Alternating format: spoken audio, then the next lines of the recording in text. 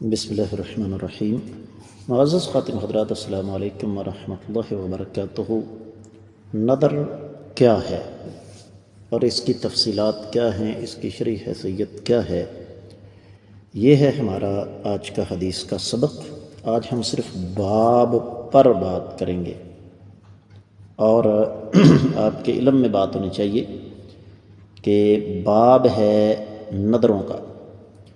نظر کیا ہے؟ عربی زبان میں کہتے ہیں کہ اللہ تعالیٰ کی رضا کے لیے انسان کسی چیز کو اپنے لیے لازم کر لے، لیکن چیز وہ جو انسان کے اختیار میں ہو، چاہے مسلمان ہو یا کافر، اور اس کے لیے زبان سے بات کرنا ضروری ہے۔ اگر صرف دل میں نیت کی ہے تو زیادہ تر اہل علم یہ کہتے ہیں کہ جب تک زبان سے اس نے نہیں کہا تب تک نظر درست نہیں ہوگی۔ اور نظر نہ تو ناممکن کی مانی جا سکتی ہے، ایک آدمی نظر مان لے کہ میرا فلاں کام ہو گیا تو میں جناب جا کر جنگی جہاز اڑاؤں گا، یہ عام آدمی کے بس کی بات تو نہیں ہے نا۔ یا بندہ کہے کہ اگر میرا یہ کام ہو گیا تو میں جا کر کافروں کی فلاں عمارت اڑا دوں گا، وہ اس کے بس کی بات نہیں ہے۔ اور نہ ہی فرد کی نظر مانی جا سکتی ہے کہ اگر میرا فلاں کام ہو گیا تو میں رمضان کے روزے رکھوں گا یا 5 وقت کی نماز پڑھوں گا، بالکل نہیں۔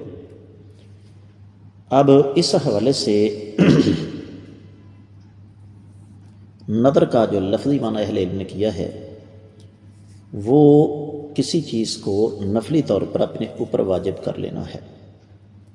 قرآن کہتا ہے سورۃ الانسان یا سورۃ الدہر 7ویں آیت مبارکہ، یوفون بالنذر، سورۃ الحج 29ویں آیت مبارکہ، ولیوفوا نذورہم۔ اور اللہ کے رسول صلی اللہ علیہ وسلم کا فرمان ہے، جس طرح کی حدیث آگے آ رہی ہے، کہ جس نے یہ نظر مانی کہ اللہ تعالیٰ کی اطاعت کرے گا، اسے چاہیے کہ نظر پوری کرے، اللہ کی اطاعت کرے، اور جس نے نظر مانی کہ اللہ تعالیٰ کی نافرمانی کرے گا تو وہ اپنی نظر پوری نہ کرے۔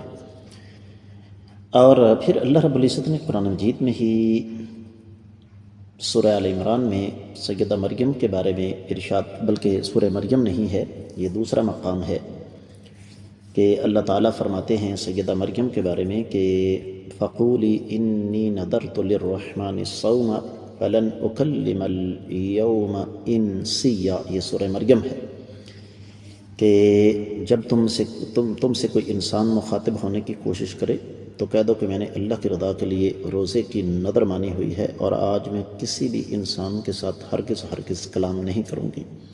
تو آنے والا باب نظر کے بارے میں ہے، احادیث انشاءاللہ آنے والے سبق سے شروع ہوں گی۔